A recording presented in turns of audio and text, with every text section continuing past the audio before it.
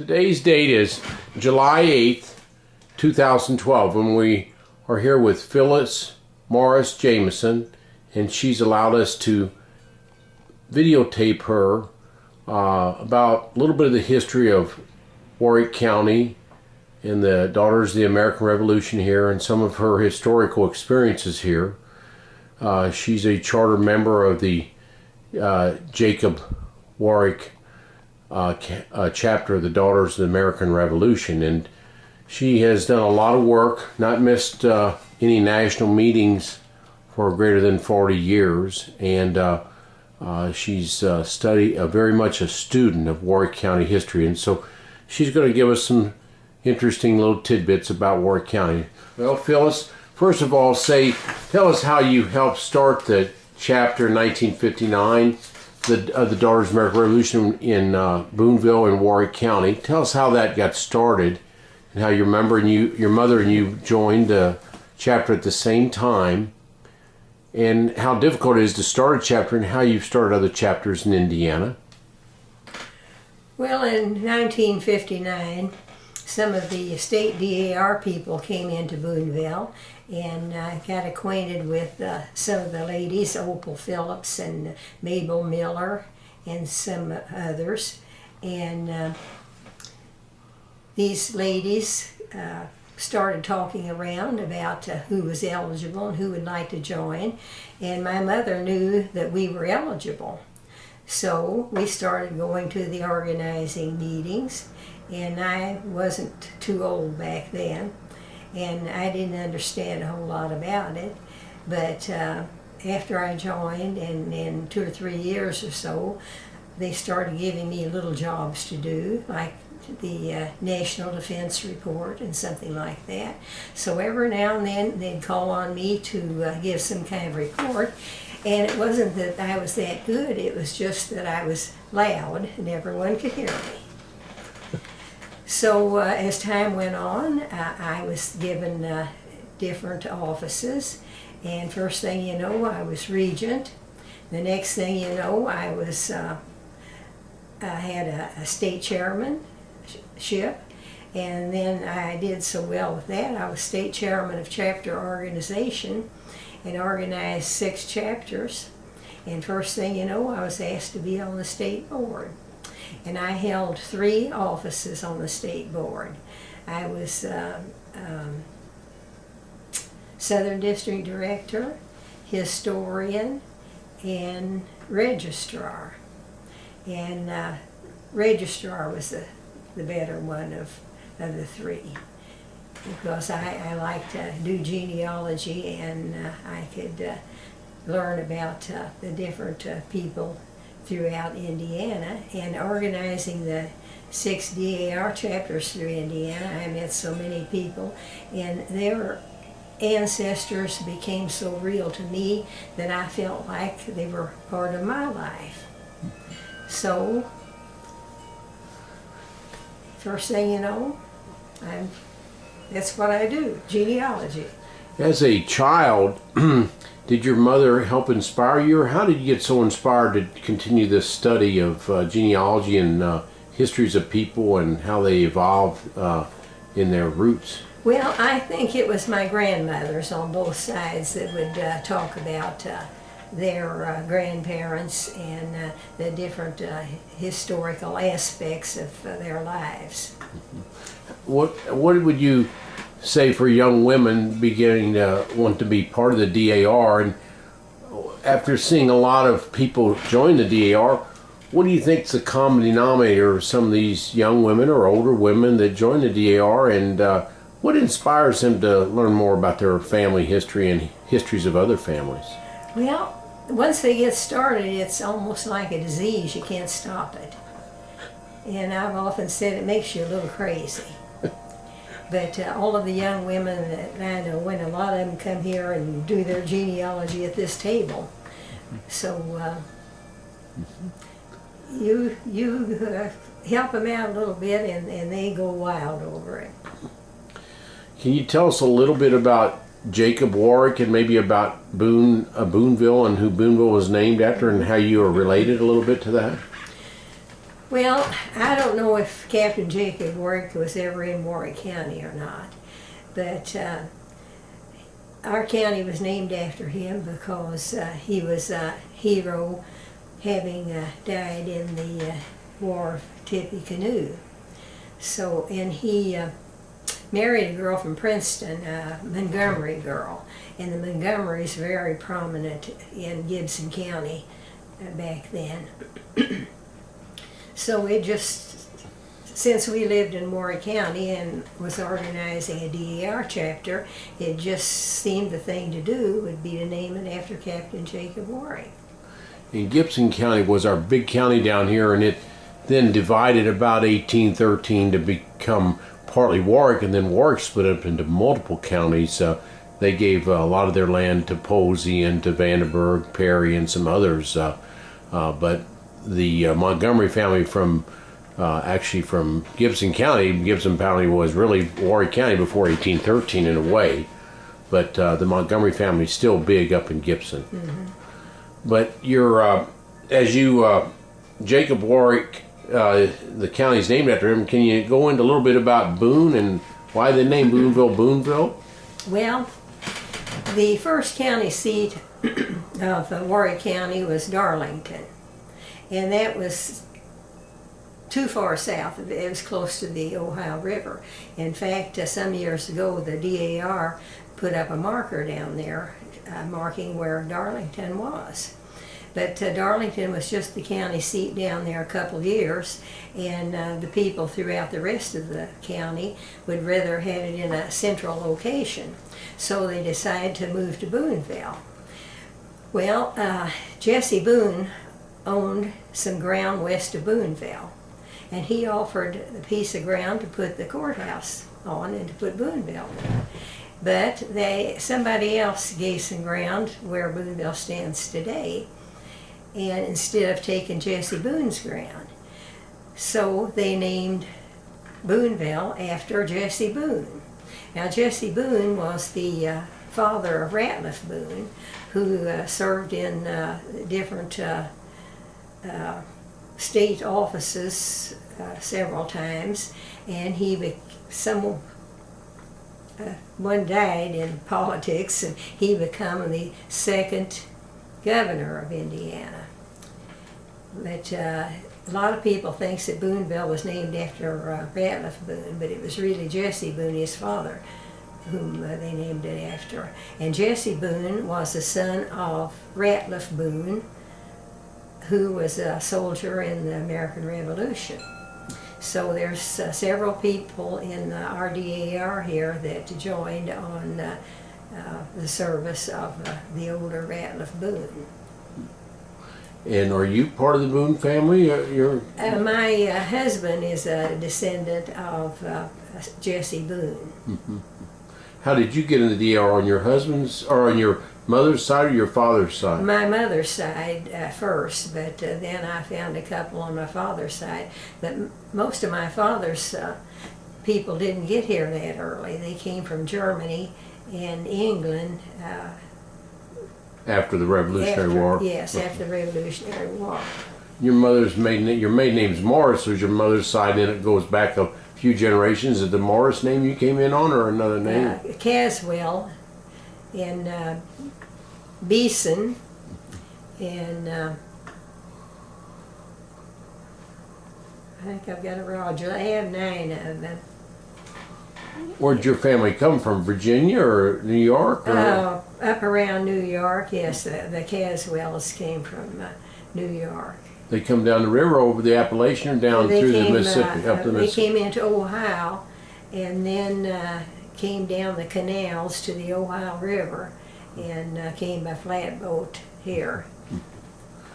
The industry back in the early 1800s in Booneville and Warrick County, from 1813 when it was established all the way till 1900, was it in the 1900s it's become coal mines, but back in the 1800s it mostly farming and hunting and things like that? Or yes, and some of the Caswells were, a lot of them were school teachers. Uh-huh.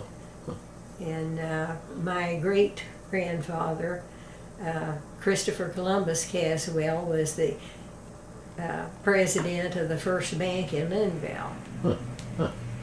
We're right here at your house, and your house is halfway between Boonville and Linville, really. We're in Warrick County, but you're close to Linville as well as Boonville, halfway through. Have you lived here very long and lived in Boonville most of your life? I've lived in a mile and a half of here all of my life. Have you liked it here? You like Boonville and like the Warrick County area? Well, for the most part, it's peaceful. Yeah. I have no complaints about it. All these other 60 AR chapters that you helped create, that's a big, big job. I mean, just doing anything in the DAR, so many things need approval and verification. I mean, all the verification of all these records to get people in, people don't understand how tough a job it is just to bring one person in. Sometimes it can take a year or two of homework and study. And now computers help, but during your time, most of the time, you didn't have computers. No. Probably 30 out of your 50 years of studying DAR stuff is without computers, and that means lots of work, going to courthouses and things like that. How did people have the stamina during that time to do it? Well, Zella Davidson from Boonville, she was an older woman, and we traveled together. And she taught me pretty much all I know about genealogy. And we'd go into these towns, and we'd go to the library and ask who in town did research. Well, they'd name a few people, so we'd contact them. Oh yes, they'd thought about having a DAR chapter, so we went up there maybe once a week, and we'd do their research for them and help them get started until we got a dozen or 15 or 20, however many we needed to have a chapter. To get a dozen and 15 is, people don't understand how difficult that is. That is not easy. Difficult. But you know, back then it didn't cost as much as it does now, but nothing cost as much as it does now. We could stay at a hotel or a motel for $12 a night back when we were traveling like that. But now you're lucky if you can find one for $100, and you know, paying our own bills and everything like that. But we liked it so much that we didn't mind spending all of it, and we'd stay several days and help people out. And when you studied a lot of these people, like you said, you get 12 or 15 people to join the DAR, you had to document things that they had family before the Revolutionary War. And like you were talking about with your father's side, it was a little difficult to find something that he got, that his family came before the Revolutionary War. Out of, say you get an early chapter and get 12 to 15 people, maybe you had 12 to 15 rejects that you couldn't find that they were there before the Revolutionary War, or all their family came after the Revolutionary War. Mm-hmm. Did you find that a lot? Or? Oh, yeah. And some tried to get in, and you just couldn't document they were in the United States before the Revolutionary War, which is one of the criteria. And I have one ancestor, Major Thomas Hooker. I don't know if you've ever heard of Major Thomas Hooker. But the Vanderburgh County histories all call him Major Thomas Hooker. But I found him down in Tennessee, and he was a sharpshooter in the War of 1812, but I can't ever find that he was a major. I'd like to, but in one of the histories that I've read, he shot and ate wildcats. And one of his good drinking buddies was Hugh McGarry. They traveled together and hunted together and shot wildcats together, yeah. But I think he's very colorful. Yes. And Hugh McGarry, just tell them how important Hugh McGarry is to our area. Yes. Yeah, I mean, he really founded Evansville. They say more than Evans. Hugh McGarry is very important to Evansville. Yes, and in the histories of Warrick County here, he's written up a lot in there. He was a big person in Evansville, and we're just discovering a lot of that. A lot of it was given to Evans, but now Hugh McGarry was a big, really important person. Evansville bought a lot of the land originally, and if he was a friend to Hooker, that's interesting. And they had good times together, I guess, in the early 1800s, Yeah. late 1700s. In Warrick County, when you're studying people history, and do you have any interesting stories about, some of the people that you've helped try to find their ancestors? If you've done 6 different chapters, people don't understand. That puts 12 to 15 people at 6 different chapters. That's over 60 people to help culture into this organization. That's probably 2 years to 3 years of work at each one of those 6 chapters to do that at a minimum of your own time. And that's an amazing amount. Now, maybe I'm exaggerating, but I don't think I'm exaggerating much. Well, half the people that come in don't know the Civil War from the Revolutionary War. And they'll come in, ask if we've something about the Civil War, and we said, well, we don't deal with that a whole lot because we can remember that far back. But a lot of them, oh yeah, my grandpa was in the Civil War, and they don't know the difference. And if you look at some of the things about Tippecanoe, and we name this about Jacob Warrick, but if you look at the War of 1812, he was killed in 1811, but Tippecanoe was a little bit of the cause of our War of 1812 to 1815. But if you look at the War of 1812 to 1815, they say 50% of people that died during that war were from Kentucky.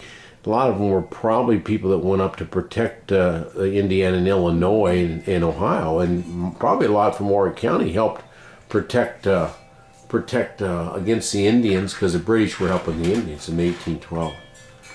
But Warrick really became famous after that. He had a child and his wife. He was lost at a young age in his 30s, Jacob Warrick, but he still had a son, and I guess he stayed in the Boonville or Warrick County area. His wife. Is there any things that they're known for?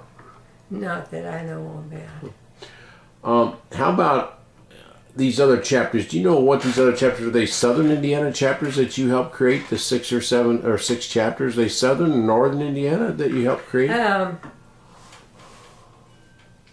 Most of them Southern Indiana? No. No? South Whitley, that's up in another northern part. And over in... Eastern part of Indiana? Yeah. Swiss Vineyard, I can't remember. In Ripley County, we did one there. And one up around Indianapolis. And, just all around. But after you went to those counties, you ended up learning so much about those areas. It helped you learn Indiana history, because you had to learn about the people. When you learn about people, you learn about the Indiana history. So very helped you get a deeper understanding of Indiana. Phyllis is going to now go into the different townships in Warrick County and some how they were started, when they were started, and some interesting things about different townships. Maybe we'll start with the first one, Phyllis. Yes, Anderson Township. Bailey Anderson was the first settler in this part of southern Indiana. And the township later became Anderson Township in his honor. There was nothing in the area but trees and wild animals. Well, maybe a few Indians. Mr. Anderson had few articles of comfort when he entered Indiana. He had nothing for shelter. At night he slept high up in a tree to avoid the wild animals. As other settlers came by, his perch soon became known as Bailey's Roost. He did build a house and soon became a well-known leader of the area. Some of the early courts were held in his home. At one time he served as an associate judge. Around 1818, Bailey Anderson moved to Texas. And some of the early settlers, Solomon Veneta, Betty Veneta wrote a history about this family. Edward Brandt, he's in volume 1 of They Came to Warrick County. William Briscoe is buried in the Briscoe Cemetery. And Daniel Rhodes, there's much written about the Rhodes family. And Daniel Bates, and several people have written about this family. They came from Rhode Island, if I remember. And John Youngblood. Kay Lant has written a book about this family. So I kind of like Bailey Anderson. Where is that township near in regards to Boonville? Is it? It's around Yankeetown. Yankeetown, okay. Yeah. Sounds like a pretty colorful guy and did a lot of work and become very respected to be a judge in a way. And if I remember right, see, Warrick County had a Sons of the American Revolution chapter for a while. And I was thinking the other day, I believe its name was Bailey's Roost, but I'm not sure. Okay, and we got another township there. Here's Campbell Township. Where's that located? Millersburg. Millersburg. Which is no longer. They used to have a school there. The school closed about in 1965. And they had a little tavern there. Right, That had Elmer's Tavern that had pigs walking in and out, and it was a dirt floor, and you come in any time. Go ahead. Okay. Campbell Township was named in honor of Thomas Campbell. He was serving as county commissioner when the first courthouse was built. He was the son of William Campbell, a soldier in the American Revolution from South Carolina. William died in 1832. And the story of his family is, and they came to Warrick County by Phyllis and Baker. And he married Polly Bishop, and they had 4 children. Millersburg was a thriving town at one time in Campbell Township, due mostly to the Wabash and Erie Canal. Before 1824, there were 2 mills there, one by Philip Miller and the other by Luke Grant. The first merchant was James Razor. In 1885, the town had 3 dry goods stores, 2 blacksmiths, a Masonic lodge, and an Oddfellows lodge. And in my time, I can remember a covered bridge, I guess across the canal, and one grocery store and the school. But to imagine that only 75 or 80 years ago, it was a thriving town. In the Wabash and Erie Canal made a big difference. The train sort of pushed Wabash and Erie Canal into nothing, but Wabash and Erie Canal went all the way to Evansville, but it started way up by Cleveland or so, I believe, up by the Lake Erie, and but it crossed right by Millersburg and went all the way to downtown Evansville. It's right where the downtown Evansville courthouse was. That was a turnaround place, but this Millersburg was right on that canal, which gave them some commerce. Go ahead. And there's a list of several.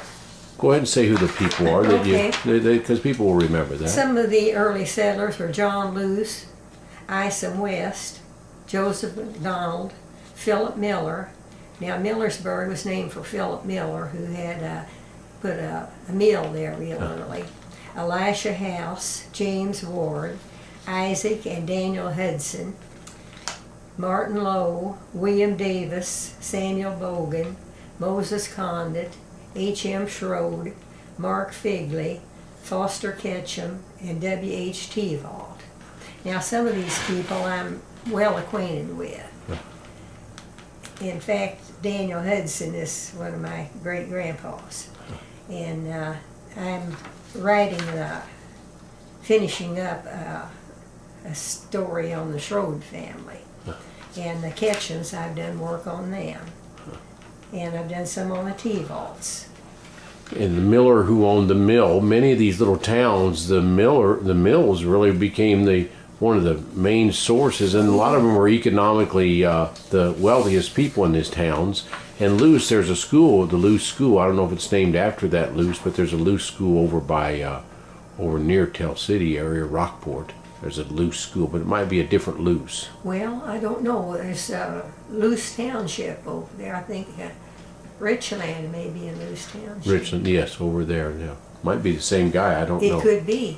It could easily be, because he could have been living in Spencer County when they split up. Yeah, and split up county, and he moved over there. Yeah.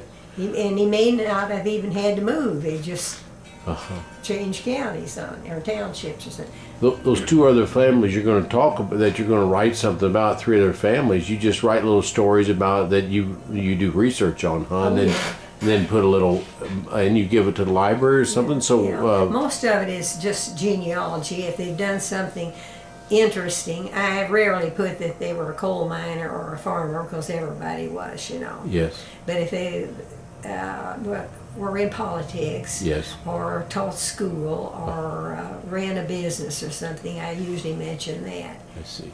That now, Okay. Owen Township was named for Robert Tell us where Owen Township is. Folsomville. Folsomville, that's right. Okay, and Folsomville's east. It's what direction from Boonville? Northeast. Northeast. Okay.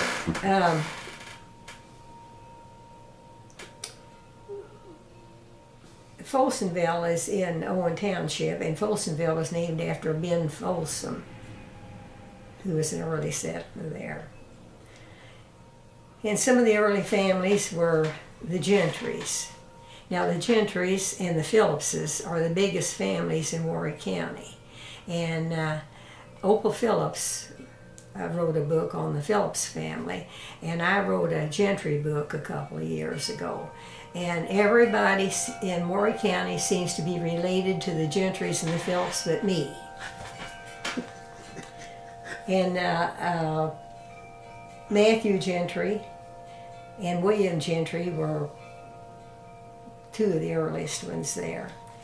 And William Irvin, David McNeely, Gentry Hodges, Thomas Larkin, Benjamin Leslie, James Ashby, and Timothy Ford. And the Fords are in my book 4. And they came out of Goochland County, Virginia. And Jonathan Floyd, and he's in my volume 4, John Leslie and Bluford Bethel, and I have done a lot of research on the Bethels, and John B. Ford is in volume 4, Armour Reed, William Blackford, and Ison Kelly. Now all of these names are well known even today because they have descendants. Now back to Gentry. Gentry has a shop in Gentryville. In Gentry, supposedly Abraham Lincoln talked to some of the Gentrys there. Abraham Lincoln lived up there in Gentryville area from age 7 to age 21, and he supposedly talked to the Gentrys a lot. He one of them was his best buddy. They palled around together a lot. Went down to the river and helped give people rides out to some of those paddle boats too. And Abe Lincoln only grew up only about 20 miles from here right now, I bet. Not very far. 17 miles, I think, from 17. Louisville. You have a Lincoln Trail here. It's called a Lincoln Trail near here somewhere that goes near Folsomville into Gentryville, past Tennyson. Okay, your next township? Hart Township, Where is that? Linville. That's Linville. Right here. Okay, right near here. Okay. Hart Township was named in honor of John Hart, born 1772 in North Carolina. He moved to Mercer County, Kentucky in 1792. He married Elizabeth Casey. They moved to Gibson County in 1820, then a year later to Warrick County. He served 12 years as associate judge of Warrick County. He died 1858. They are buried in the Massey Cemetery. They had 6 children, and I have just finished a book on Judge John Hart. And other early settlers, James Hinman, and he's in the book They Came to Warrick County. Tubby Bloyd is in volume 1 of They Came.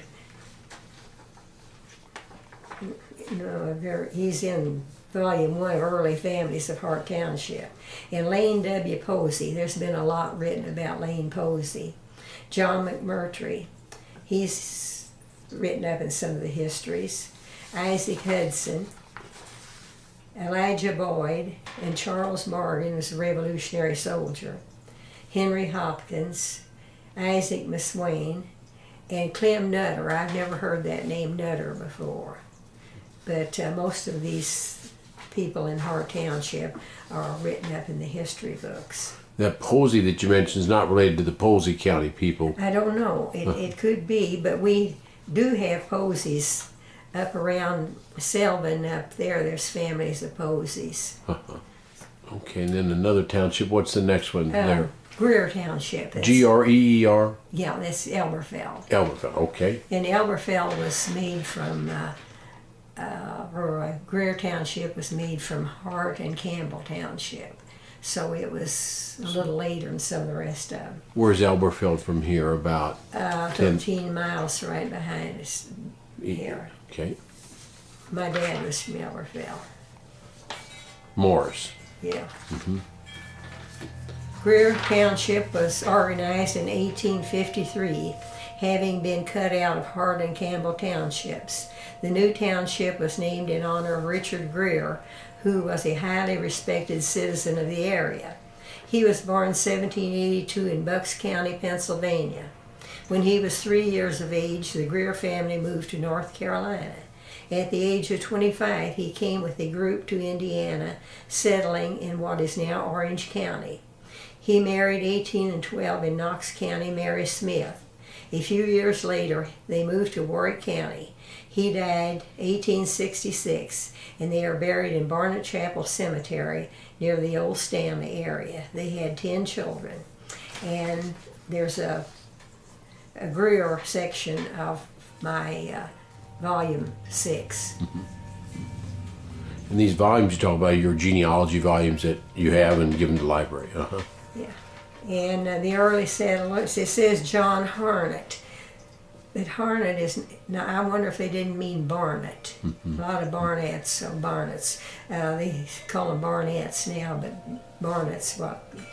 John Barton, William and George Taylor, James Kell, Joseph Fields, David W. Beeson, David Barnett, and George W. Haywood, and Eli Roper.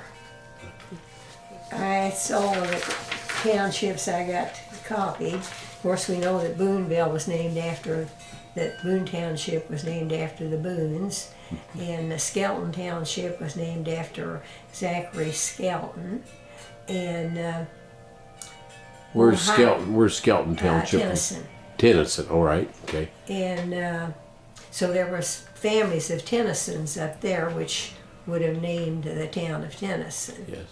And of course we know that John Sprinkle settled Ohio Township. And where's Ohio Township? What city's in that? Newburgh. Newburgh, okay, that's right, yes. Okay, well that's pretty interesting stuff, Phyllis. Maybe at some time we might come back and do a second section of elaborating a little bit on some of those families that you've done some work on in each one of these townships. I think people would really like that because those little stories are lost with time, and maybe something about the Schroed family, about the Hudson family, a little bit of interesting little things, and do it by each different township if you'd be willing to do that sometime after your vacation. That's a lot of research here. That's a bunch of townships you've covered, and so you've really... Well, I just did put this together yesterday evening. Well, most of it's in the memory bank, so you have And we had a little storm, I guess, 4th of July. Yeah. My oven's out, and I haven't had time to go get a new stove. And my printer wouldn't work yesterday. And John came up, my grandson messed with it and got it going. And this morning, it wouldn't work at all. And then when it did start working, I guess I kept pushing the print button. I'd get 20 copies of everything. One of those days, isn't it? Yeah. Oh, man, when it rains it pours. So I guess that little storm, Knocked it, yeah. we were without power 7 or 8 hours. And we didn't get electricity till 11 o'clock that night. It's 107 degrees around here then, too. Yeah. Yeah. And so it affected everything around here. Well, thank you very much for all of this. You've got a couple books on your table. Are those books that we should know something about? Oh. Okay, that's one of the Most books. people, Let's open it up so people know what it is there. if open I'm it. stranded on Like a this. desert island, Okay, right there. I gotta zoom in on that. Yeah. Okay, go ahead. and I can have one book, it would be Goodspeed's History of Warwick, Spencer, and Perry. Most people would want the Bible, but if I'm stranded, I want Goodspeed. Now, who is Goodspeed and when did he write it? How many years ago? A long time ago? 1885. And he really did a good job of talking about the history of these counties, huh? Yes, he went into all the counties, I guess, and wrote histories. But I feel like that he just sat on the courthouse steps and stopped people as they came by, you know, and they probably had to pay a few bucks to get their story in there. Wouldn't have been much back then. But I know there's hundreds of people out in the country that are more famous than some that are in here, but it gives good information. Because you don't get it from the common person, a lot of what went on, but he got a lot of the common people in there, didn't he? Yeah. And this one here is 4 different histories of Warrick County all put in one. Let's get the end of that so we can show what book that is. Yeah, like that. That's right. Yeah, okay, that's fine. Let me come in on, okay, what is the name of that book now? It says 4 histories of... Well, it will be Adam's history, Will Fortune's history, and Catterjohn's history, and about the Lincoln Association. Okay, let me come in on there. They were all printed separately, but they were such small books that the DAR had it all put in one book a few years ago. Edwin Adams, Will Fortune, Monty Catterjohn, and Lincoln Association, all those are pretty important people around here, right? There's affidavits in there about Lincoln coming this way when he went to Illinois. But you think, why do you like those so much? They just give a lot of stories of important people around these areas. Yes, That's looks like 1868, 1881, 1909, and 1931. So that covers a time where the written history was not as good as it is today. And Will Fortune, I like his writing better than any of them in here. And there's a monument on the courthouse square to Will Fortune. What type of stories they tell? They just tell about people that are living in these counties? Yeah, Is that what they're where they come from and what they've accomplished, and some of their families. And those are your 2 favorite books, and those are over a century old. Lots of over a century old of information too. Yeah. So that's really our ancestors. There's a lot of pictures in this one. Pictures not that common at that time either. That's interesting. A lot of the people of the area. Yes. Well written though too, and tells you a lot of things. Yeah. Any other big reference books? Do you go to the library often, or where do you find all your stuff? You go mostly to courthouses, or how do you find all that information? Well, come in the back room. Phyllis, how do you tell us a little bit about this room? We just moved from your kitchen to your office here. Tell us a little bit about all these books. We've got a whole library here. Well, I've accumulated them through the years, and the local DARs had a lot of them printed. The cemeteries of Warrick County they've done, and all of the Revolutionary soldiers buried in Warrick County, there's books on them, and they've copied all of the census records, and the marriages, and just almost anything you'd want to know about Warrick County. And I have Spencer County, Gibson County, some Perry, a little on Du Bois.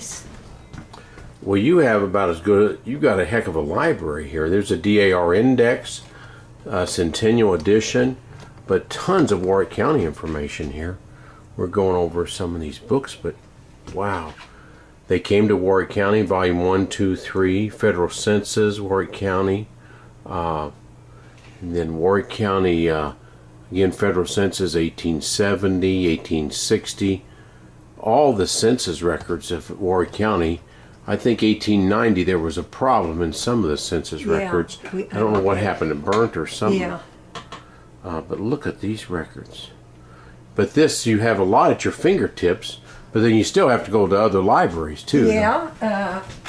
I've traveled Four of us girls in DAR used to take trips. We'd leave here on a Sunday and we'd go to Frankfort, Kentucky and work in the library there. Then we'd go into Virginia and work in the libraries there. Then we would go to Washington, D.C., then come back to Columbus, Ohio. The next Sunday we'd be back in Frankfort because it's open on Sunday. And, you didn't find many libraries open on Sunday. You knew which ones were, didn't you? Yeah. They're pretty rare. Isn't that something? And I have the back room stacked with stuff. The upstairs is stacked with suitcases, the papers, the garage, the chicken house, and the basement, all with files. So one of your first statements is that a little bit's like a disease. You get addicted to it, isn't it? Yeah. Yeah. What's your favorite book out of all these, Phyllis? You got a favorite book out of all of them, or just everyone's a different one? You showed us everyone's a different one. Yeah. Take your time there. Tell us what the name of that book is we're pulling out here. Early Families of Hart Township, the Phyllis Jameson. Early Township. Okay, let me get the front of this. This is called Early Families. I've got to get the good light on this. Let's see. Early Families of Hart Township, Warrick County, Volume 1, A.B. And this is compiled by Phyllis Morris Jameson. This is just Volume 1. There's about how many volumes up there? I'm working on my seventh. Seventh volume. And let me open this up. This starts A's and B's, and if you look at this, oh my gosh, look at all this work. Okay, this is just some of the work that she's done. This is 8-volume book, and all very well referenced. This is just a Bilderback family, and it shows all the children and born and death dates. Then you go to another one. Here's generation 3 of the Bloyd family. Tremendous indexing, tremendous work that she's done on these volumes. Now this is all on her own. She has to get it bound as well. And here's the Ford family. This is what she talked about earlier. This is the Ford family, and this is compiled in 2003. And that's the Ford family from Goochland County, Virginia, through Kentucky to Warrick County, Indiana. There's highway signs about these people down in Goochland. Is that right? Yeah, we were driving along one day, these four of us, and the driver said, well, there's a lot of historical signs on this highway. And I said, yeah, that last one that we just passed is one of Charlie's ancestors. So she turned around, we went back, and it was Reverend William Weber. He was a famous Baptist minister, and so was Ford, a famous Baptist minister. And they're written up in the Goochland County histories. That's one of your favorite stories there out of Warrick County. Stories is Ford's, wasn't it? Mm-hmm. Yeah. Well, we got a heck of a library here, and look at those volumes. Those volumes, that's 8 volumes. Oh my, 7, 8 volumes. Look at that. Yeah, I'm a long way from Zimmerman. Oh, she isn't Zimmerman. What number you at? What letter you at now? H's. You're at H's, and she's got to get to Z's. Oh, Phyllis, you got a ways to go here. Well, you oh my gosh, you're only halfway. What is going on here? Keep me healthy. Look at this. Look at that. That's the H's. Oh my gosh. What a great bunch of work. Look at this. Wow. Well, next generations, future generations are going to appreciate this, Phyllis. And, if we don't document things well, we don't know who we really are. And we have to sort of know who we are and why we became who we are. And a lot of that will help other future generations know. And if we don't document, things are lost. Even though we've got the printing press, it doesn't mean we use it the best way. But this indexing... Warrick County is forever indebted to you, and Southern Indiana and the DAR is indebted to you. Thanks very much for this interview today. And do you have any final statements for the people listening? I used to have my books published down below Owensboro, and the guy died, but he always had them he sent a catalog out to all of the libraries, And Salt Lake City got a notice about my book, so they ordered my first book, and I was so pleased and so honored that they wanted my book that I've sent them a copy of every one free from then on. Salt Lake City is the home of all genealogists. If you look at genealogy, it's the premier genealogy society, and they wanted Phyllis, as they try to help with genealogy across the country. But that's a great honor for them to want her books. It's great that you gave all those books to them, because it helps preserve all our ancestry. Any other things that you want to say? Well, I don't know. I'm just going to keep on doing it. Yeah. What inspires you to do all this work? You just got a drive in you, huh? Well, your mother's not, your grandmother's no, not still pushing you. No, You're pushing yourself. Yeah. Well, I just like to do it, and and when I find something, I don't care who I'm working on. When I find something, I'm as thrilled if it was my own family, if I find something for someone else. There's something about it that it's like finding gold, and it's something that strikes a nostalgic chord in you. Like you're saying right there, it's such a good feeling, isn't it? I mean, it's a feeling that you can't really describe. It's a satisfaction that you've helped somebody else, but it's really down deep, isn't it? And these books, I just sell them for what they cost me, but it costs me thousands of dollars to get them together. Oh, yeah. Just your labor. Yeah, the labor and just the processing to publish is so difficult, Well, thank you very much again, Phyllis. Well, it's fun. Yeah. And to get a doctor to make a house call is something. Reviewing some of what Phyllis told us about different townships in Warrick County. This will be the written information that she provided. Lane Township was named for General Joseph Lane, and he represented Warrick County in the state senate. He was a veteran of the Mexican War. He was once governor of Oregon. He was also a candidate for vice president of the U.S. in 1860 on the Breckinridge ticket. First settlers in Lane Township: James Ashby, Ebenezer Cemetery, also Stephen Hamby. William Scales family is in the skeleton section of volume. They came to Warrick County. David Whittingill. Daniel Cook, according to the Smithsonian, he was a soldier, the American Revolution, buried in Warrick County.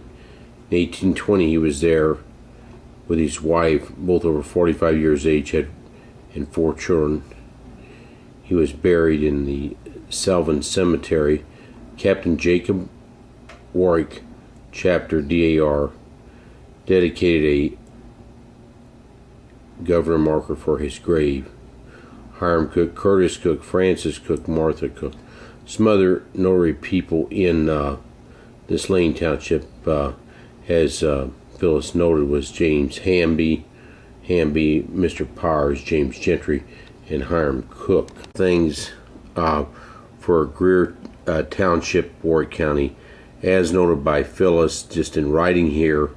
Greer Township was organized in 1853, having been cut out of Hart and Campbell townships. The new township was named in honor of Richard Greer, and she elaborated on that in great detail, who is a highly respected citizen of the area, born in 1872 in Bucks County, Pennsylvania. When he was 3 years old, the Greer family moved to North Carolina. At the age of 25, he came with a group to Indiana, settling what is now Orange County. Married in 1812, the year the War of 1812 started, in Knox County to Mary Smith. A few years later, they moved to Warrick County. He died 1866, buried in Barnett Chapel Cemetery near the old Stanley area. They had 10 children. Much of this information is in Volume 6 of The Early Families of Hart Township, written by and compiled by Phyllis Jameson, as noted here. Other early settlers in the Greer Township: John Hornett, but she said probably Barnett, John Barton, William and George Taylor, James Kell, Joseph Fields, David Beeson, David Barnett, and George Haywood and Eli Roper. And this information we went over with Phyllis, but this is in writing, sometimes easier to be absorbed. Phyllis provided us this information. Some of the early settlers of Campbell Township, Warrick County, Indiana. Campbell Township was named in honor of Thomas Campbell, 1790 through 1840. He was also serving as county commissioner when the first courthouse was built. He was the son of William Campbell, a soldier in the American Revolution from South Carolina. William died in 1832 in Warrick County. This is also in Volume 1 of They Came to Warrick County by Phillips and Baker. Thomas Campbell married Polly Bishop. Their children, Elizabeth Campbell, 1812, Nancy Campbell, 1815, James Monroe Campbell, 1824, and William Campbell, 1830.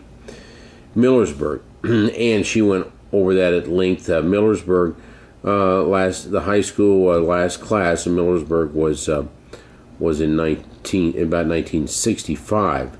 But back with the Wabash and Erie Canal, as Phyllis elaborated in great detail, was a thriving town at one time in Campbell Township, which it has is extinct now. Before 1824, there were two mills there, one by Philip Miller and the other by Lou Grant. The first merchant was James Razor. In 1855, the town had 3 dry goods stores, 2 blacksmiths, a Masonic lodge, and an Oddfellows lodge. Absolutely a thriving area at that time.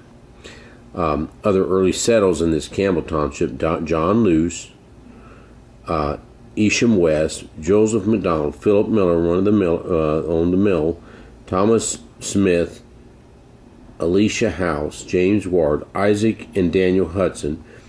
Later, Phyllis will go over Isaac and Daniel Hudson at length.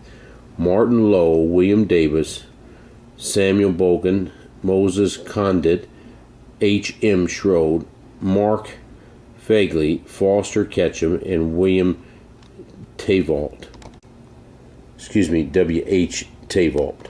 Reiterating again some of the things that Phyllis went on, but this in writing, possibly easier to remember. Early settlers of Anderson Township in Warrick County, about 1805 or 1807. Bailey Anderson was the first settler in part of southern Indiana, which later became Anderson Township, named in his honor. There was nothing in this area but wild trees and animals, maybe a few Indians. Mr. Anderson had few articles of comfort when he entered the Indiana.